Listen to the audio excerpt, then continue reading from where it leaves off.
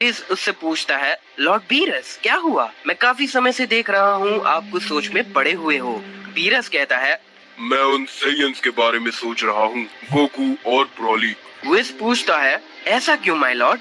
Beerus बताता है, Goku के पावर्स ने लगभग सभी गॉड ऑफ डिस्ट्रक्शंस के पावर्स को सरपास कर दिया है। अल्ट्रा इंस्टिंक्ट से और ब्रोली के पावर्स गोकू से भी ज्यादा है। और तो और ब्रोली अपने लेजेंडरी सुपर सेयन पावर्स को कंट्रोल भी नहीं कर पाता है, जिससे काफी गड़बड़ हो सकती है।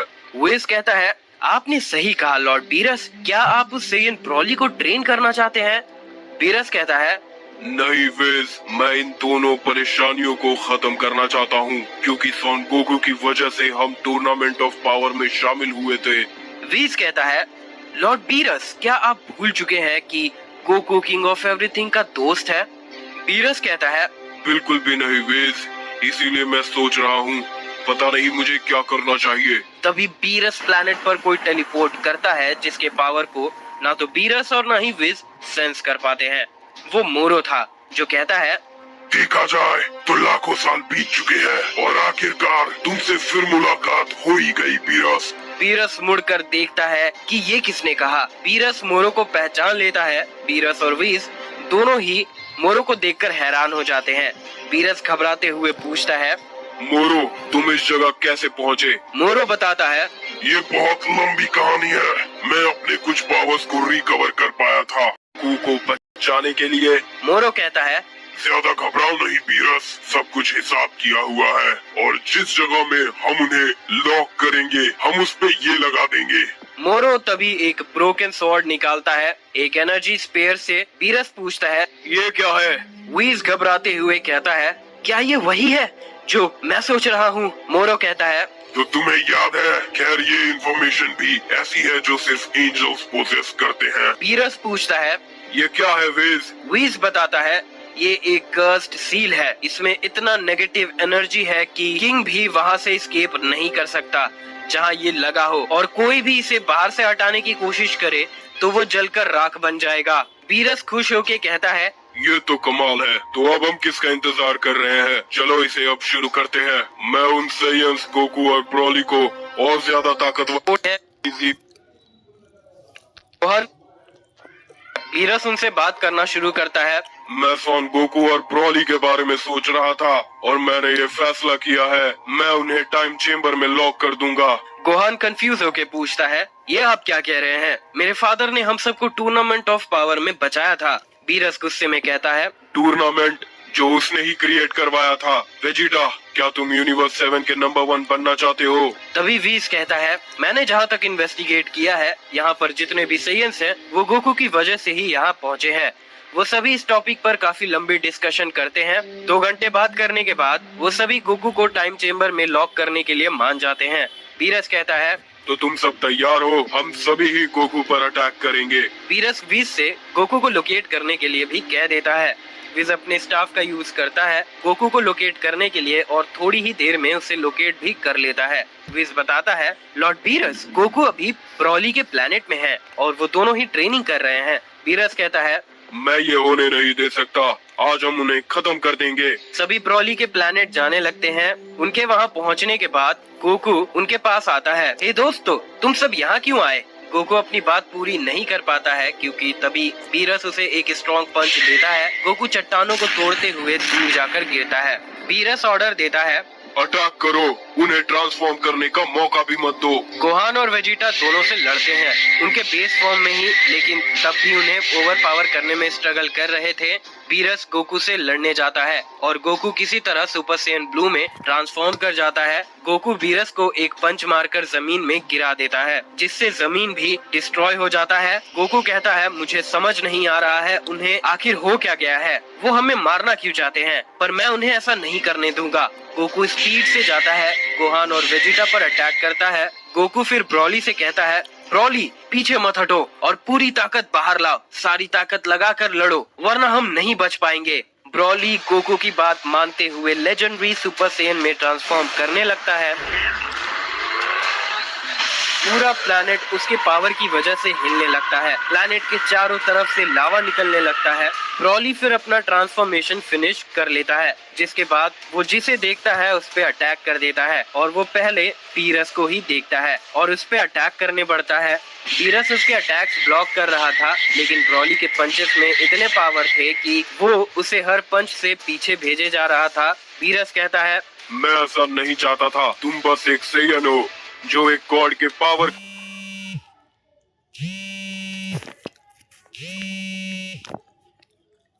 को टक्कर देना चाहता है। पीरस अपने सारे पावर्स रिलीज करता है और ब्रॉली पर अटैक करने लगता है। दूसरी तरफ गोकू और वेजिटा भी फाइट कर रहे थे। गोहान उन्हें देखकर रियलाइज करता है कि वो कुछ भी नहीं कर सकता है क्योंकि उसके पास ज्यादा पावर नहीं है।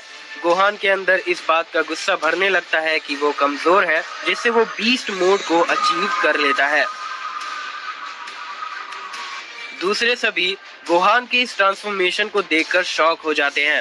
गोहान गोकू को देखते हुए कहता है, ये पावर आपको खत्म करने के लिए है फादर। उम्मीद करता हूँ आप इसके लिए तैयार हो। वेजिटा का साथ देते हुए गोहान गोकू पर अटैक करने लगता है। वेजिटा गोकू के पंचेस से इंजर्ड हुए जा रहा था, पर वो तीनों फाइट करना रोकते नहीं है। गोकू उनसे पूछता है, तुम लोग मेरे और ब्रॉली के साथ ऐसा क्यों कर रहे हो? हमने आखिर किया क्या है? वेजिटा बताता है, क्योंकि तुम्हारे नए दुश्मन हमेशा आते रहते हैं। तुम्हारी वजह से ट्रंक्स का फ्यूचर डिस्ट्रॉय हो गया। गोहान भी कहता है, आपने किसी भी फाइट में मेरी हेल्प नहीं करना चाहा, कभी मुझे अपना बेटा समझकर अच्छे से ट्रेनिंग नहीं दिया। आप एक अच्छे फादर नहीं हो। अब मैं नहीं चाहता कि मेरी बेटी के ग्रोथ में आप दखल दो। मैं उसे बताऊंगा उसके दादाजी एक मॉन्स्टर थे। गोहान गोकू के मुंह से ऐसी बातें सुनकर दुखी हो जाता है और अपने गार्ड थोड़ा लो कर देता है। गोहान और वेजिटा ये मौका देखकर उस पर अटैक करने लगते हैं। गोहान गोकू पर एक स्ट्रॉन्ग मासेनको से अटैक करता है, जिससे गोकू काफी ज्यादा जख्मी हो जाता है और वो मरने की हालत में आ जाता है।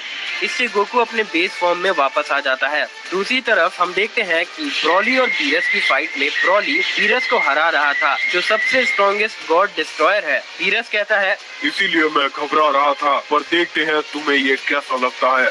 पीरस अपने नए फॉर्म में ट्रांसफॉर्म करता है। पीरस के पावर्स बहुत ही जल्दी बढ़ने लगते हैं। पीरस के ट्रांसफॉर्मेशन से यूनिवर्स 7 थोड़ी देर के लिए रुक जाता है। ब्रॉली पीरस के पावर्स का प्रेशर फील करता है और थोड़ा घबरा जाता है। फिर हिम्मत करके बीरस पर अटैक करने जाता है और उसे एक पंच देता है उसके फेस पर बीरस 1 इंच भी मूव नहीं करता। उसे कुछ फर्क और एक पावरफुल एनर्जी ब्लास्ट प्रिपेयर करता है। बीरस अटैक लॉन्च कर देता है और सभी ये देखकर हैरान हो जाते हैं कि ब्रॉली ने उस अटैक को रोक लिया। ब्रॉली कहता है, मैं ऐसे नहीं मरने वाला हूँ, मैं तुम्हें खत्म करके रहूंगा, बिल्ली कहीं के। अरे नहीं, क्या करूं समझ में नहीं आ रहा है, मैं ऐसे नहीं मरने वाला हूँ, मैं तुम्हें खत्म करके रहूंगा, बिल्ली कहीं के। बीरस कहता है, तुम्हारे पास इतना पावर नहीं है कि जो तुमने कहा वो सच कर पाओ। बीरस का अटैक एक्सप्लोड कर जाता है, जिससे एक बड़ा सा एरिया डिस्ट्रॉय हो जाता है और चारों तरफ धुआं फैल जाता है। रेडियंस को टाइम चेम्बर के अंदर लॉक कर देता है और एंट्रेंस को डिस्ट्रॉय कर देता है और विज को ऑर्डर देता है सील को एक्टिवेट करने के लिए। विज कहता है, जैसा आप कहे लॉर्ड बीरस। विज फिर स्ट्रेंज स्पेल रिसाइट करने लगता है गॉड लैंग्वेज में। तभी हम देखते हैं कि वो ब्रोकन स्वॉर्ड एक डार्क एनर्जी रिलीज करने लगता है, जो उस रूम को कवर करने लगता है। बीरस खुश होता है और कहता है, आखिरकार हमने उन्हें ठिकाने लगा ही दिया। फिर वो लोग बीरस प्लैनेट वापस जाते हैं। दूसरी तरफ मोरो एक क्रिस्टल से सारी पावर्स एब्जॉर्ब कर चुका था। मोरो ये सब सेंस करता है और हंसते हुए कहता है, वो बिल्ली मेरे जाल में फंस गया। वो साइंस जो बचा सकते थे यूनिवर्स को, अब वो मुझे रोक नहीं सकते। एक के पास सुपर सैयन गॉड की तरह ताकत थी और एक के पास लेजेंडरी सुपर सैयन यामोशी की अनलिमिटेड पावर थी। तभी हम देखते हैं कि मोरो अपने हाथ पर एक टेक्निक क्रिएट करता है। मेरे नेगेटिव एनर्जी के पावर्स, मैं विश करता हूँ कि ताशिन कैन और सेनोसामा को ऐसा लगे कि गोकू और ब्रोली ट्रेनिंग कर रहे थे एक स्पेशल डायमेंशन में, जिसका एंट्रेंस डिस्ट्रॉय हो गया और वो हमेशा के लिए वहीं लॉक्ड हो गए। तभी वो स्पेयर लाइट रिलीज करता है जो चारों तरफ फैलते हुए किंग ऑफ एवरीथिंग के पैलेस जेनोसामा के पैलेस तक पहुंचता है। इससे जेनोसामा और दाइशिनकेन के अंदर वो मेमोरीज क्रिएट हो जाती है जिसे मोरो ने विश किया था। मोरो खुश होता है और कहता है, आखिरकार मेरा प्लान अब शुरू होगा पूरे मल्टीवर्स को टेक ओवर करने का, और अब मुझे कोई भी रोक नहीं सकता और न इसे कोई टाल सकता है। दूसरी तरफ टाइम डायमेंशन में गोकू और ब्रोली को होश आ चुका था, पर दोनों ही काफी जख्मी थे। जैसी पावर्स उन्होंने यूज की थी उससे उनकी हालत काफी खराब हो चुकी थी। वो खुद से अपने जख्मों को हील भी नहीं कर सकते थे, पर तभी एक आवाज आती है और एक फिगर उनके सामने अपीयर होता है जो कहता है, मैं तुम्हें इस जगह से बाहर निकलने में मदद करूंगा और रिकवर करने में भी। गोकू और ब्रोली हील हो जाते हैं और वो नोटिस करते हैं कि उनका ज़ेंकाई जिसका पावर भी बढ़ गया है। गोकू कहता है, हमें हील करने के लिए तुम्हारा शुक्रिया, पर तुम हो कौन? वो फिगर बताता है, मैं सुपर ड्रैगन बॉल्स का क्रिएटर हूँ, मेरा नाम जोरामा है। गोकू हैरान हो जाता है कि सुपर ड्रैगन बॉल्स के क्रिएटर ने उनकी हेल्प की। जोरामा उन्हें बताता है कि उन्हें स्ट्रॉन्ग बनना पड़ेगा, यहाँ से निकलने के लिए उन्हें इतना पावरफुल बनना पड़ेगा जो किंग ऑफ एवरीथिंग को भी सरपास कर दे। गोकू कहता है, इसकी चिंता मत करो, मैं और ब्रोली बहुत पावरफुल बन जाएंगे। ब्रोली कहता है, मैं उस बिल्ली को अपने हाथों से मारूंगा। गोकू ब्रोली ट्रेनिंग करना शुरू करते हैं और हर दिन बेहतर होते जा रहे थे। लगभग 2 साल टाइम चेम्बर के अंदर बीत जाने के बाद गोकू और ब्रोली की ताकत काफी ज्यादा बढ़ चुकी थी, इतना कि ब्रोली ने अपने लेजेंडरी फॉर्म को भी मास्टर कर लिया था और इस फॉर्म में वो अपने डिवाइन की को भी कंबाइन कर पाने लगा। गोकू ने अल्ट्रा इंस्टिंक्ट को 100% तक मास्टर कर लिया था। गोकू इस फॉर्म को नए लेवल पर ले जाना चाह रहा था, एंजेलिक अल्ट्रा इंस्टिंक्ट, क्योंकि गॉड्स और एंजल्स के अल्ट्रा इंस्टिंक्ट बहुत अलग होते हैं। गोकू एक गॉड ऑफ डिस्ट्रक्शन को हरा सकता है बिना किसी मुश्किल के, पर किसी एंजल से लड़ते हुए वो हार जाएगा। दूसरी तरफ अर्थ पर गोकू के सभी दोस्त इस सोच में पड़े हुए थे कि क्या उन्होंने सही किया या गलत। क्रिलिन कहता है, हाँ, हमने बिल्कुल सही किया, उसकी वजह से हमें हमेशा मुसीबत का सामना करना पड़ता था। वेजिटा भी एग्री करते हुए कहता है, तुम सही हो, कैकारोट ने बस परेशानी दी है, ये सभी के लिए अच्छा है कि वो मर गया। बुल्मा कहती है, उन्होंने टाइम चेम्बर में 2 साल गुजार लिए हैं, तो शायद अब तक वो मर ही गए होंगे। वेजिटा कहता है, माफ करना कैकारोट, लेकिन मुझे पूरे मल्टीवर्स में सबसे पावरफुल सेयन बनना था। प्लैनेट बीरस पर बीरस और वे सोच में पड़े हुए थे, तभी मोरो वहाँ आता है। तो तुमने उन्हें लॉक कर ही दिया। बीरस कहता है, तुमने सही कहा, मैं ऐसा कहना तो नहीं चाहता, लेकिन तुम्हारा शुक्रिया मोरो। मोरो कहता है, चिंता मत करो, इस एहसान का बदला तुम्हें जल्दी चुकाना पड़ेगा। बीरस कंफ्यूज हो जाता है कि उसका मतलब क्या है। वो कुछ पूछ पाता उससे पहले मोरो वहाँ से डिसअपियर हो जाता है। तभी वहाँ एक पोर्टल क्रिएट होता है जिसके अंदर से होल रेल्म के डीटीज बाहर आते हैं। बीरस उन्हें देखकर घबरा जाता है। बीरस पूछता है, दाइशिनकेन-सामा, ज़ेनो-सामा, आप दोनों यहाँ आए, बताएं मैं आपकी कैसे मदद करूं? ज़ेनो कहता है, मुझे मेरे दोस्त गोकू से मिलना है। मुझे याद है वो किसी डायमेंशन में फंस गया है, इसीलिए मैं खुद यहाँ आया हूँ उसे इस डायमेंशन से बाहर निकालने के लिए।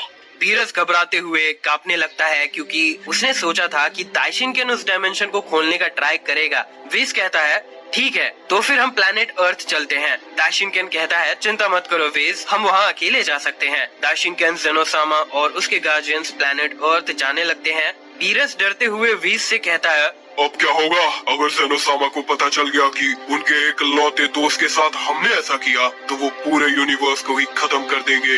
विज उसे समझाता है, चिंता मत करे माय लॉर्ड, जो सील मोरो ने दिया था वो एक किंग लेवल सील है, जिसका मतलब ये है कि एक किंग अपने पूरे ताकत लगाकर भी उस डायमेंशन से बाहर नहीं निकल सकता है। बीरस पूछता है, जो कुछ भी तुम मुझे बता रहे हो उसके बारे में तुम श्योर तो हो ना वेज? विज कहता है, बिल्कुल लॉर्ड बीरस, आपको घबराने की जरूरत नहीं है। दाइशिनकेन और ज़ेनोसामा प्लैनेट अर्थ पहुंचते हैं। कारिसामा के पैलेस में बाकी के सभी लोग भी वहां पहुंचते हैं। टाइम चेम्बर के दरवाजे के आगे जब दाइशिनकेन सभी यूनिवर्सेस के साथ कनेक्ट करने का ट्राई करता है, वो फेल कर जाता है। तभी वो सील एक्टिवेट हो जाता है। दाइशिनकेन कहता है, क्या ये किंग लेवल सील है? ज़ेनो पूछता है, क्या हुआ दाइशिनकेन? क्या तुम डायमेंशन के साथ कनेक्ट नहीं कर पा रहे हो? दाइशिनकेन बताता है, मुझे माफ करिए माय लॉर्ड, पर मैं इस डायमेंशन के साथ कनेक्ट नहीं कर पा रहा हूँ। इसमें एक पावरफुल नेगेटिव सील लगा हुआ है। ज़ेनो कहता है, मैं अपने पावर से इसे इरेज करने का ट्राई करता हूँ। जेनोसामा सील को रिमूव करने का ट्राई करता है। गार्जियंस ये देखकर हैरान हो जाते हैं कि जेनोसामा अपनी पूरी ताकत लगाने के बाद भी उस नेगेटिव एनर्जी को इरेज नहीं कर पा रहे हैं। जेनो कहता है, मेरे दोस्त गोकू, मैं तुम्हें सच में बचाना चाहता हूँ। जेनोसामा फिर अपने मेंटल पावर्स को फोकस करने लगता है, जिससे वो गोकू से मेंटली कांटेक्ट कर पाता है, पर वो सिर्फ 7 सेकंड के लिए ही कांटेक्ट बनाए रख पाता है, जिसके बाद कनेक्शन लॉस्ट हो जाता है। दाइशिनकेन कहता है, जेनोसामा, हम गोकू के साथ कांटेक्ट कर पाए थे। जेनो कहता है, हाँ, वो ट्रेनिंग कर रहा है और इस सेल को अंदर से ही डिस्ट्रॉय किया जा सकता है। जितनी देर भी कांटेक्ट बना था उतनी देर में गोकू जेनो को सब कुछ बता चुका था जो बीरस ने उनके साथ किया था। गोकू कहता है, ब्रॉली ने मुझे जेनोसामा के साथ कांटेक्ट करवाया, वो हमें इस जगह से बाहर निकालने की कोशिश कर रहे हैं। ब्रॉली कहता है, मैं उम्मीद करता हूँ तुम सही हो क्योंकि मैंने कुछ भी नहीं सुना। गोकू और ब्रॉली वापस ट्रेनिंग करने लगते हैं। दोनों को ही टाइम और खाने की चिंता नहीं करनी थी क्योंकि जालामा ने उन्हें इटर्नल यूथ का गिफ्ट दिया था, इसीलिए वो बुढ़ापे और भूख से नहीं मरने वाले थे। टाइम चेम्बर में लगभग 100 साल बीतने के बाद गोकू अल्ट्रा इंस्टिंक्ट को नए लेवल पर ले जा चुका था। गोकू को एंजेलिक अल्ट्रा इंस्टिंक्ट का एक्सेस मिल गया था और ब्रॉली अपने लेजेंडरी फॉर्म को सुपर सैयन ब्लू के साथ कंबाइन कर पाने लगा था। इस पावर को कोई भी गॉड नहीं हरा सकता था। इतना कुछ, लेकिन अब भी ये काफी नहीं था, इसीलिए वो अपने पावर्स को और बढ़ाने लगते हैं। दूसरी तरफ एक और डायमेंशन में मोरो था जो कहता है, जाओ और यूनिवर्स को तबाह करना शुरू कर दो और बीरस को ढूंढो और उसे भी खत्म कर दो। जैसा आप कहे सर, मैं पूरे यूनिवर्स को तबाह कर दूंगा। मोरो कहता है, आखिरकार मेरे पूरे यूनिवर्स को रूल करने का सपना अब शुरू होगा। वो वॉरियर जिसका नाम नुकीता था, वो ढेर सारे प्लैनेट्स को डिस्ट्रॉय करना शुरू करता है। वो उन प्लैनेट्स को राख बना दे रहा था। ऐसा वो 3 दिन तक करता है। वो बीरस के यूनिवर्स को लगभग आधा खत्म कर चुका था। विज और बीरस को ये सब कुछ पता चलता है जो हो रहा है। विज बीरस को बताता है कि माय लॉर्ड, एक वॉरियर है जो पूरे यूनिवर्स को खत्म कर रहा है। बीरस गुस्से से कहता है, मुझे फर्क नहीं पड़ता वो कौन है, मैं अपने हाथों से उसे मारूंगा। तभी वीज बीरस को उस वॉरियर की तरफ ले जाता है। जब वो उसके पास पहुंचते हैं, वो ये देखकर हैरान हो जाते हैं कि वो वॉरियर एक इंसान है। बीरस कहता है, मुझे नहीं पता कि एक इंसान ने ऐसे पावर्स कैसे हासिल किए, पर आज तुम मरोगे। बीरस अपने हाथ आगे बढ़ाकर एक अटैक प्रिपेयर करता है और हाकाई लॉन्च करता है, पर नुकीता को कुछ भी नहीं होता।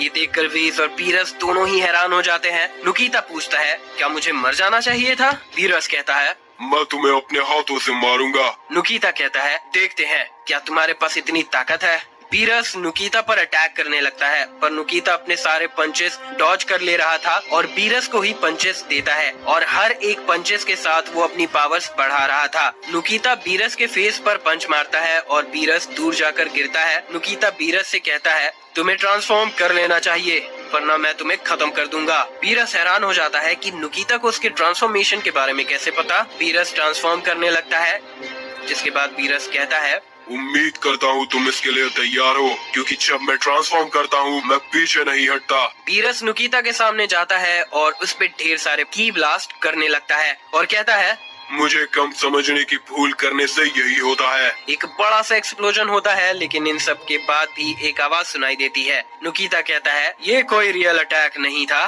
तुमने तो बस धूल बनाया, क्या तुम इतना ही कर सकते हो बिल्ली? नुकीता बहुत तेजी से मूव करने लगता है। वो बीरस के सामने अपीयर होता है और उसे ढेर सारे पंचेस देने लगता है। बीरस नीचे गिर जाता है। नुकीता उसके पास टेलीपोर्ट करता है और अटैक्स कंटिन्यू करता है और फिर उसे ऊपर भेज देता है। तभी वो एक एनर्जी वेव चार्ज करता है। उस अटैक का कंडेंस पावर सुप्रीम था।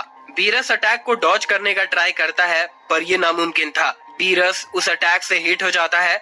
एक बड़ा सा एक्सप्लोजन होता है, पर ज्यादा स्मोक क्रिएट नहीं होता क्योंकि वो बस एक सिंगल बीम पर फोकस था। विज डरते हुए ये देखता है और कहता है, मुझे भरोसा नहीं हो रहा है, उसकी पावर्स बहुत ज्यादा है, वो सच में बीरस को मार सकता है। उसका गार्जियन एंजल होने के नाते मैं ऐसा नहीं होने दे सकता। नुकीता बीरस की तरफ बढ़ता है। बीरस अपना ट्रांसफॉर्मेशन लूज कर चुका था और उसकी हालत बहुत ज्यादा खराब हो गई थी। बीरस उसे कर्स करता है, शैतान, तुम्हें इसकी कीमत चुकानी पड़ेगी। नुकीता एक फाइनल ब्लो चार्ज करता है। बीरस को खत्म करने के लिए। तभी विज आता है बीरस को बचाने के लिए। दूसरी तरफ टाइम चेम्बर में 1000 साल बीत चुके थे। गोकू और ब्रॉली के पावर्स काफी ज्यादा बढ़ चुके थे। ट्रेनिंग करते हुए दोनों जालमा की आवाज सुनते हैं जो कहता है, तुम लोग सुप्रीम पावर्स हासिल करने के नजदीक हो, पर आखिरी ट्रांसफॉर्मेशन के लिए तुम्हें तुम्हारी टेल्स की जरूरत पड़ेगी। गोकू पूछता है, क्या सच में हमें टेल्स की जरूरत है? जालमा कहता है, हाँ, तुम्हारे टेल्स तुम्हारे पावर्स के लिए ट्रिगर का काम करेंगे। ब्रॉली कहता है, हमारे टेल्स हमें ओजारू में ट्रांसफॉर्म करने के लिए अलाउ करती है। भले ही हम पावरफुल हो जाएंगे लेकिन हम स्लो हो जाएंगे। जालमा कहता है, मैं सुपर ड्रैगन बॉल्स का क्रिएटर हूँ, मेरे पास सेयन रेस की सारी नॉलेज है, इसीलिए मुझ पे भरोसा करो। जालमा उनके टेल्स ग्रो करवा देता है। गोकू कंफ्यूज हो जाता है। फिर वो लोग ट्रेनिंग रिज्यूम करते हैं। गोकू ब्रोली को समझाता है कि होश संभाल कर मंकी में ट्रांसफॉर्म करो, मैं तुम्हें रोकने की कोशिश करूंगा। ब्रोली कहता है, मैं समझ गया, तुम मुझ पे अपनी पूरी ताकत लगाकर मुझे नॉकआउट कर देना। ब्रोली आर्टिफिशियल मून को देखने लगता है और ट्रांसफॉर्म करने लगता है और धीरे धीरे कंट्रोल भी खोने लगता है। गोकू से कहता है, गोकू अब तुम्हारी बारी है इस ट्रांसफॉर्मेशन तक पहुंचने का। गोकू मून को देखता है। गोकू ओजारू में ट्रांसफॉर्म करता है और आउट ऑफ कंट्रोल होने लगता है, पर ब्रॉली उसे नॉकआउट कर देता है। ऐसे ही कुछ समय करके सरप्राइज हो जाता है और कहता है, तो जालमा का मतलब ये था। कुछ महीने बीत जाते हैं और एक दिन ब्रॉली ओजारू में ट्रांसफॉर्म करता है, पर इस बार ये अलग था। ब्रॉली उसे कंट्रोल कर पा रहा था। उसके बॉडी के फर ग्रीन कलर में चेंज होने लगते हैं। गोकू देखता है ये ब्रॉली को क्या हो रहा है। ब्रॉली अपने पावर्स रिलीज करने लगता है जिससे एक बड़ा सा एक्सप्लोजन हो जाता है। स्मोक क्लियर होने के बाद Broly super Saiyan 4 legendary form में दिखता है। गोकू उसके पावर्स को सेंस करके सरप्राइज हो जाता है और कहता है, तो जालमा का मतलब ये था, इसीलिए वो हमारे टेल्स को वापस चाहता था। ब्रॉली गोकू से कहता है, गोकू अब तुम्हारी बारी है इस ट्रांसफॉर्मेशन तक पहुंचने का। गोकू मून को देखता है। गोकू ओजारू में ट्रांसफॉर्म करता है और आउट ऑफ कंट्रोल होने लगता है, पर ब्रॉली उसे नॉकआउट कर देता है। ऐसे ही कुछ समय पार होता है और गोकू भी सुपर सेयन फेज 4 को हासिल कर लेता है। दोनों ही एक दूसरे से इम्प्रेस हो जाते हैं और दोनों ही मोशन ऑफ टाइम को लूज कर चुके थे। जालमा की आवाज उन्हें फिर सुनाई देती है जो कहता है, आखिरकार तुमने हासिल कर लिया जो मैं चाहता था। तुम्हें बस एक और साल इस फॉर्म में ट्रेनिंग करनी होगी, जिसके बाद तुम इस जगह से बाहर निकलने के लिए तैयार हो जाओगे। गोकू और ब्रॉली एक्साइटेड हो जाते हैं और ट्रेनिंग करने लगते हैं।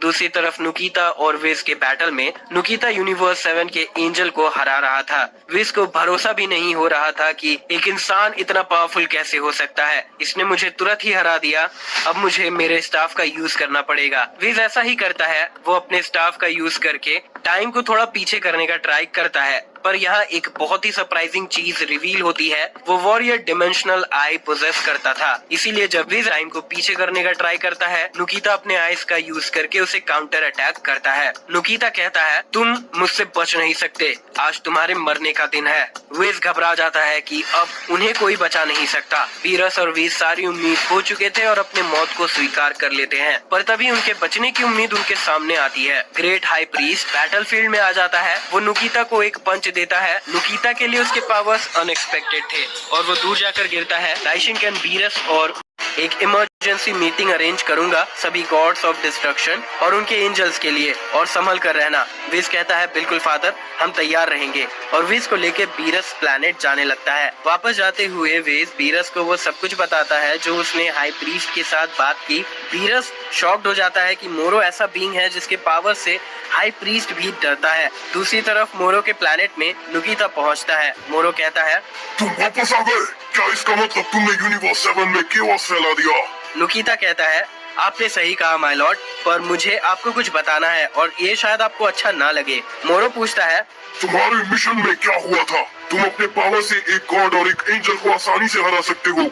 नुकीता बताता है, बीरस और उसका एंजल कोई परेशानी की बात नहीं थी, लेकिन उन्हें बचाने हाई प्रीस्ट आ गया था। मोरो गुस्सा करता है और कहता है, तो तुम ये कह रहे हो कि तुम हाई प्रीस्ट से डर गए? मोरो अपना हाथ आगे बढ़ाता है और नुकीता के बॉडी में प्रेशर डालने लगता है। नुकीता को अपने बॉडी में ग्रेविटेशनल प्रेशर फील होता है। उसे फील होता है कि उसके बॉडी के टुकड़े हो जाएंगे। वो गिर के जमीन में घुटनों के बल हो जाता है। मोरो कहता है, मैं तुम्हें नहीं मारूंगा क्योंकि तुम जिंदा रहकर ही मेरे काम आओगे, और चिंता मत करो, मेरा प्लान पूरा होने के बाद मैं तुम्हें खत्म कर दूंगा। उन किंगडम ऑफ एवरीथिंग वालों को मेरे रिटर्न के बारे में नहीं पता चलना चाहिए था। चलो जाओ यहाँ से। नुकीता जख्मी हो चुका था और वो वहाँ से चला जाता है। मोरो अपने सेकंड इन कमांडर को बुलाता है, जो उसके बुलाने पर तुरंत वहाँ उसके सामने अपीयर हो जाता है और कहता है, माय लॉर्ड, मुझे बताएं मैं आपके लिए क्या कर सकता हूँ। मोरो कहता है, मैं चाहता हूँ तुम पूरे किंगडम ऑफ एवरीथिंग पर नजर रखो अपने स्पेशल एबिलिटी का यूज करके, ताकि उन्हें तुम्हारे होने का पता ना चले और मुझे वहाँ की सारी इन्फॉर्मेशन दो। कमांडर कहता है, जैसा आप कहें my Lord. Second in commander ये कहकर मोरो के प्लेनेट से किंगडम ऑफ एवरीथिंग चला जाता है। दूसरी तरफ दाइशिन कैन मीटिंग करवाने के लिए सब कुछ प्रिपेयर कर चुका था। तभी वो अपने माइंड में एक होलोग्राम बनाता है और कहता है, डिस्ट्रॉयर गॉड्स और गार्डिंग एंजल्स सभी यूनिवर्स के सभी को ये बताया जाता है कि हम लगभग 3 घंटे बाद एक इमरजेंसी मीटिंग करने वाले हैं। ये मैसेज सभी को पहुंच जाता है। गॉड्स और एंजल्स किंग ऑफ एवरीथिंग के पैलेस में आते हैं। सभी दाइशिन कैन और जेनोसामा के आगे झुकते हैं। हाई प्रीस्ट कहता है, आज जिस बात के लिए तुम सबको बुलाया गया है वो ये बताने के लिए कि यूनिवर्स का सबसे ताकतवर बीइंग, जो सभी 12 यूनिवर्सेस में सबसे पावरफुल था, वो वापस आ चुका है। चांपा पूछता है, कौन है वो? किंग ऑफ एवरीथिंग उसे अपने पावर से इरेज क्यों नहीं कर देते? ऐसे ही सभी सवाल पूछने लगते हैं। हाई प्रीस्ट चांपा यूनिवर्स 6 के गॉड के सवाल का जवाब देता है। किंग ऑफ एवरीथिंग ऐसे पावर्स को इरेज नहीं कर सकते जिसका पावर्स उनसे ज्यादा हो। बेलमोट शॉक हो जाता है और पूछता है, क्या उसकी पावर्स किंग ऑफ एवरीथिंग से भी ज्यादा है? हाई प्रीस्ट बताता है, जेनोसामा की तरह उस आदमी के पास एबिलिटीज है और उसके पावर्स जेनोसामा से भी ज्यादा है। इसीलिए जेनोसामा ऐसे पावर्स को इरेज नहीं कर सकते जो उनके पावर से ज्यादा ग्रेट हो, और उसका नाम मोरो है, द एनाइलेटर। सभी गॉड्स ऑफ डिस्ट्रक्शन ये सुनकर घबराने लगते हैं। बीरस थोड़ी हिम्मत जुटाता है और कहता है, दाइशिन कैन, इसका मतलब उस मोरो को पहले भी हराया जा चुका है। इसका मतलब हम उसे फिर से हरा सकते हैं। ये नामुमकिन तो नहीं है, पर उसे हराया किसने था?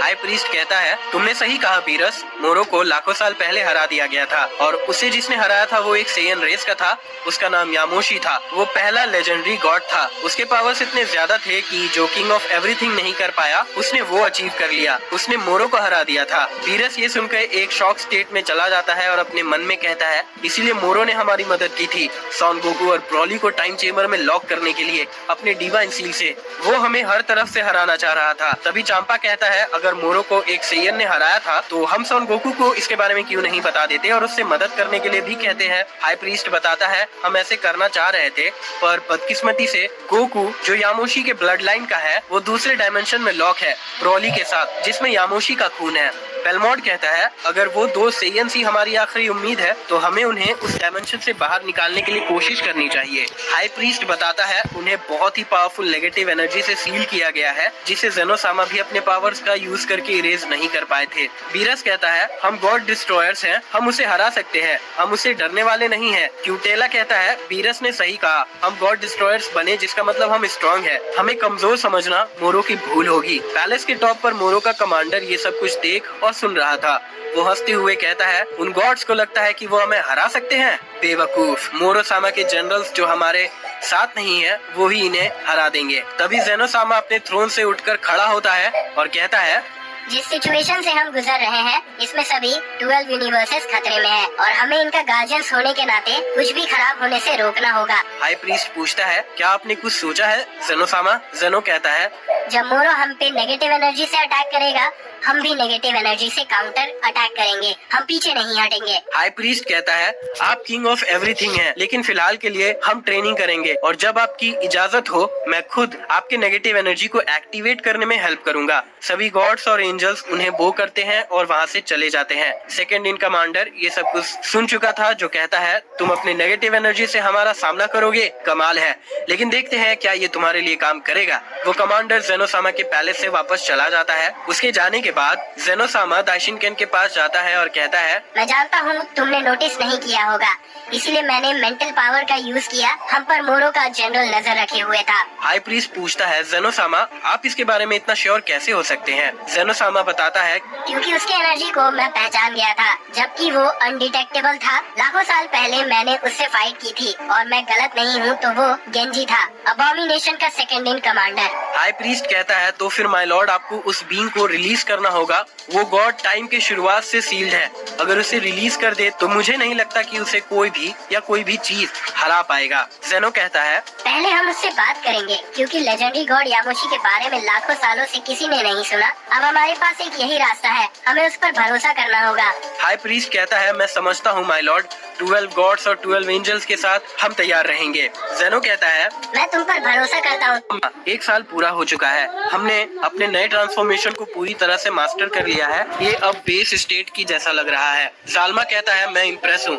लेकिन क्या तुम इसमें डिवाइन की कंबाइन कर पाने लगे? गोकू कहता है हाँ हमने ये भी कर लिया और ये हमारा सीक्रेट मूव जैसा होगा, क्योंकि इस फॉर्म में हम जो पावर्स पोजेस करते हैं वो किंग ऑफ एवरीथिंग के पावर से भी ज्यादा है। जालमा कहता है मैं समझता हूँ, पर तुम्हारा आखिरी टेस्ट होगा मेरे एक वर्जन से लड़ने का जिसके पास मेरे आधे पावर्स होंगे। अगर तुम उसे हरा देते हो तो तुम अपने की को बढ़ाकर इस जगह से बाहर निकल सकते हो। गोकू एक्साइटेड हो जाता है कि ये तो कमाल है। तभी जालमा का वर्जन गोकू और ब्रॉली के सामने अपीयर होता है। गोकू जालमा से कुछ कहने का ट्राई करता है, पर तभी ब्रॉली अटैक करना शुरू कर देता है। ब्रॉली अपने फुल पावर्स लगाते हुए जालमा को ढेर सारे पंचेस देने लगता है। उनके हर एक पंच टकराने से एनर्जी बर्स्ट होता है और 20 मिनट के बैटल के बाद हमें जालमा दिखता है जो थोड़ा जख्मी हो चुका था। दूसरी तरफ ब्रॉली के पावर्स घटने की जगह और बढ़ रहे थे। तभी ब्रॉली एक ओमेगा ब्लास्टर क्रिएट करता है और लॉन्च कर देता है। तभी जालमा एक अटैक लॉन्च करता है अपने सारे की को कंबाइन करके। फिर हम दोनों अटैक्स में एक पावर क्लैश देखते हैं जो काफी ज्यादा इंप्रेसिव था, पर धीरे धीरे ब्रॉली के पावर्स उसे ओवर पावर किए जा रहे थे। जालमा के पावर खत्म होने लगते हैं। ब्रॉली का अटैक जालमा के वर्जन को खत्म कर देता है और पूरी तरह से राख बना देता है। ये देख के गोकू कहता है ब्रॉली मैं भी फाइट करना चाहता हूँ, तुम ये सब अकेले मत करो। ब्रॉली कहता है मैंने सुना जो तुम और ग्रेट गॉड जालमा बात कर रहे थे, इसीलिए वो वर्जन के पावर्स के सामने मैं अपने पावर्स को बढ़ते हुए फील कर रहा था, इसीलिए मैंने होल्ड बैक भी नहीं किया। गोकू कहता है ये तुमने सही नहीं किया। तभी जालमा उनके सामने अपीयर होता है। जालमा कहता है मैं तुम लोगों के पावर्स देखकर काफी खुश हूँ, जो अब मेरे आधे जितने हो गए हैं। मैं ताइशिनकेन और जेनोसामा को एक साथ हरा सकता हूँ, पर ब्रॉली मेरा तुमसे एक सवाल है। ब्रॉली कहता है बिल्कुल ग्रेट गॉड जालमा, आप पूछ सकते हैं। जालमा पूछता है जो पावर्स अभी तुमने यूज किया वो तुम्हारे पूरे पावर्स थे या तुम अब भी अपने पावर्स छुपा रहे हो? ब्रॉली बताता है ग्रेट जालमा ये मेरे सुपर सेन 4 बेस फॉर्म का पावर था। जब मैं इसे अपने डिवाइन की के साथ कंबाइन करता हूँ तब मेरे पावर्स और ज्यादा बढ़ जाते हैं, इतना कि शायद मैं आपके 100% पावर्स को टक्कर दे सकूं। जालमा हैरान हो जाता है कि ये पावर्स ब्रॉली के फुल पावर्स नहीं थे। जालमा कहता है मैं समझ गया, अब जाओ और सभी यूनिवर्स को बचाओ जिसका मैं कभी रूलर हुआ करता था। गोकू और ब्रॉली टाइम चेम्बर के गेट के आगे खड़े होते हैं। वो अपनी थोड़ी सी पावर रिलीज करते हैं और थोड़ी ही पावर इतनी थी कि वो बहुत से डायमेंशन गेट्स खोल देते हैं और वो ये देखकर कंफ्यूज हो जाते हैं कि उन्हें किस में एंटर करना है। वो एक गेट में एंटर करते हैं और रियलाइज करते हैं कि ये उनका यूनिवर्स नहीं है क्योंकि उसके पावर्स काफी ज्यादा थे। गोकू कहता है लगता है हम गलत डायमेंशन में आ चुके हैं, हमें फिर से वापस। समझता हूँ, चिंता मत करो, अपना ख्याल रखो और वापस अपने यूनिवर्स मत पहुंचो। गोकू और ब्रॉली वापस डायमेंशन ऑफ एम्प्टीनेस में आते हैं। दूसरी तरफ जेनोसामा के पैलेस में ताइशिनकेन जेनोसामा के साथ एक बड़े से दरवाजे के आगे खड़ा होता है। गेट के खुलते ही उन्हें एक रॉर सुनाई देती है जो एक बीस्ट के रॉर की तरह साउंड करती है। उसके पावर्स जेनोसामा और ताइशिनकेन को डरा देते हैं। वो उसके सामने खड़े होकर कांपने लगते हैं। ताइशिनकेन और जेनोसामा गेट को ओपन करते हैं और एक मॉन्स्टरस रोर सुनाई देती है। ताइशिनकेन कहता है सर लाखों साल बीत चुके हैं लेकिन मुझे आज तक पता नहीं चला कि इस दरवाजे के अंदर क्या है। जेनो कहता है इस पावर के बारे में मुझे बस वही पता है जो मेरे फादर ने बताया था। लाखों साल पहले उन्होंने मुझे बताया था कि जो बीइंग इस दरवाजे के पीछे मौजूद है वो इतना पावरफुल है और वो ऐसे पावर्स पोजेस करता है कि वो जब चाहे तब खुद को फ्री कर सकता है। लेकिन वो यहाँ खुद आया था, उसने कहा था जब वो बीइंग जो मेरे पावर्स के वर्दी है जब जन्म लेगा तब मैं जाग जाऊंगा, वो मेरा गार्जियन और प्रोटेक्टर होगा। वो बीइंग मुझे किसी पावर सोर्स की तरह नहीं देखेगा, वो मुझे अपने लाइफ कंपेनियन की तरह समझेगा। ताइशिनकेन शॉक था और कहता है तो जो भी इसके अंदर है उसके अंदर इतनी ताकत है कि वो कभी भी बाहर आ सकता था लेकिन उसने अंदर रहना ही चुना, ये बहुत कमाल है। जेनो कहता है तुमने सही कहा, चलो अब अंदर चलते हैं और देखते हैं क्या होता है। दाइशिनकेन और ज़ेनोसामा अंदर जाते हैं और अंदर जाते ही गेट क्लोज हो जाता है और उनके सामने एक बड़ा सा पर्पल ओजारू सामने आता है और कहता है, तुम पहले किंग ऑफ एवरीथिंग के बेटे हो, तुम यहाँ आखिर आ ही गए। मैं तुम्हारी फादर की बहुत इज्जत करता था, मैं तुम्हें हार्म नहीं करना चाहता, अभी के अभी यहाँ से चले जाओ। ज़ेनो कहता है, मेरे फादर भी तुम्हारी बहुत इज्जत करते थे, इसीलिए मैंने तुम्हारे पास आने की कभी हिम्मत नहीं की थी, लेकिन आज मैं यहाँ आया हूँ क्योंकि हमें तुम्हारी जरूरत है। मेरी तुमसे ये गुजारिश है कि प्लीज हमारी मदद करो। तुमने पहले किंग ऑफ एवरीथिंग को हराया था, तो सिर्फ तुम ही हो जो आने वाले खतरे को रोक सकते हो। वो बीस्ट देखता है ज़ेनो के वर्ड्स काफी सिंसियर हैं, इसीलिए वो उनकी सारी बातें सुनता है। ज़ेनोसामा और दाइशिनकेन उस बीस्ट को सब कुछ बता देते हैं जो कुछ भी हुआ है, लेकिन वो बीस्ट कोई भी एक्सप्रेशन नहीं दिखाता। तभी वो कहता है, तुम्हें बस एक चीज करनी होगी, तुम्हें और ज्यादा पावरफुल बनना होगा, तभी तुम उसे हरा सकते हो। अब यहाँ से चले जाओ। ज़ेनो बताता है, हम जितनी भी ट्रेनिंग कर ले, हम मोरो के सर्वेंट्स को नहीं हरा पाएंगे, तो फिर हम मोरो को हराने की उम्मीद कैसे कर सकते हैं। वो मोरो सब कुछ खत्म कर देगा और कोई भी उसे रोक नहीं पाएगा। वो बीस्ट उनकी बातें नहीं सुनता और जोर से रोर करता है और फिर कहता है, मैंने कहा चले जाओ यहाँ से, मैं इस जगह से तभी बाहर निकलूंगा जब वो चूजन वन का जन्म होगा। ज़ेनोसामा और दाइशिनकेन निराश होकर वहाँ से चले जाते हैं। दूसरी तरफ टाइम चेम्बर में गोकू और ब्रॉली एक के बाद एक गलत डायमेंशन में घुसे जा रहे थे, इसीलिए चीजें और कॉम्प्लिकेटेड होने लगती है। तभी उन्हें ज़ालमा की बात याद आती है। उसने कहा था, जब तुम बाहर आओ और अगर तुम अपने पावर्स नहीं बढ़ा पाओ तो समझ लेना ये उस सील की वजह से हो रहा है। वो सील नेगेटिव एनर्जी से बना हुआ है जो एक डिवाइन एनर्जी को रिप्रेजेंट करता है। गोकू और ब्रॉली अपने पावर्स को और बढ़ाने लगते हैं और उस सील पर फोकस करने लगते हैं। थोड़ी देर फोकस करने के बाद गोकू और ब्रॉली सील को डिस्ट्रॉय करने में कामयाब रहते हैं और फ्री हो जाते हैं। यूनिवर्स 7 में बीरस और